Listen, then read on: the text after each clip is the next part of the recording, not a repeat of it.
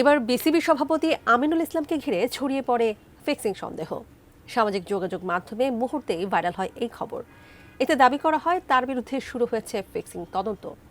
এদিকে আমিনুল ইসলামকে নিয়ে ছড়িয়ে পড়া এই খবরে কি বলছে বিসিবি, বিস্তারিত জানাচ্ছেন রিসাম সাহাব।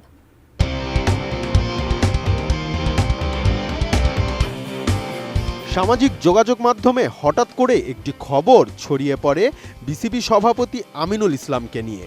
তাতে বলা হয় ফিক্সিং সন্দেহে বিসিবি সভাপতির বিরুদ্ধে শুরু হয়েছে তদন্ত। বিসিবির ইন্টিগ্রিটি ইউনিটের প্রধান অ্যালেক্স মার্শাল আমিনুলের বিরুদ্ধে ফিক্সিংয়ের তদন্ত করছেন বলে খবর সামাজিক যোগাযোগ মাধ্যমে মুহূর্তেই ভাইরাল হয়।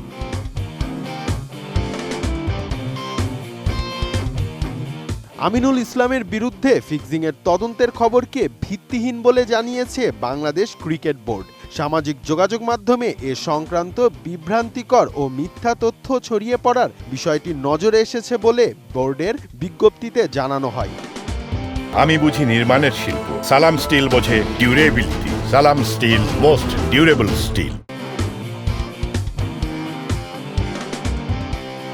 এসব তথ্য ছড়ানোর সঙ্গে জড়িত ব্যক্তিদের বিরুদ্ধে মিরপুর থানায় একটি সাধারণ ডায়েরি করেছে বিসিবি।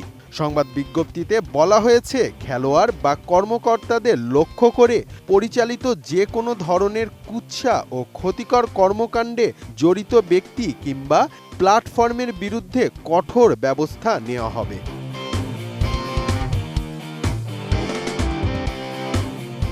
সামাজিক যোগাযোগ মাধ্যমে এই মিথ্যা তথ্য ছড়ানোর সঙ্গে জড়িত ব্যক্তিদের বিরুদ্ধে যথাযথ আইনগত ব্যবস্থা গ্রহণ করার উদ্যোগ নিয়েছে বিসিবি।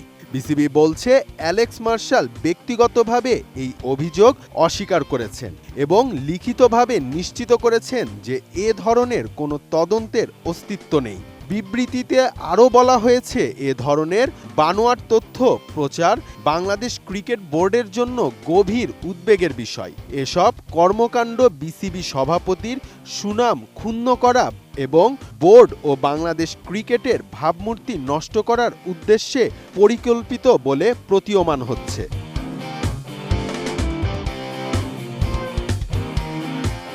বিসিবি বলছে, খেলোয়াড় বা কর্মকর্তাদের লক্ষ্য করে পরিচালিত যে কোনো ধরনের কুৎসা ও ক্ষতিকর কর্মকাণ্ডে জড়িত ব্যক্তি কিংবা প্ল্যাটফর্মের বিরুদ্ধে কঠোর ব্যবস্থা নেওয়া হবে।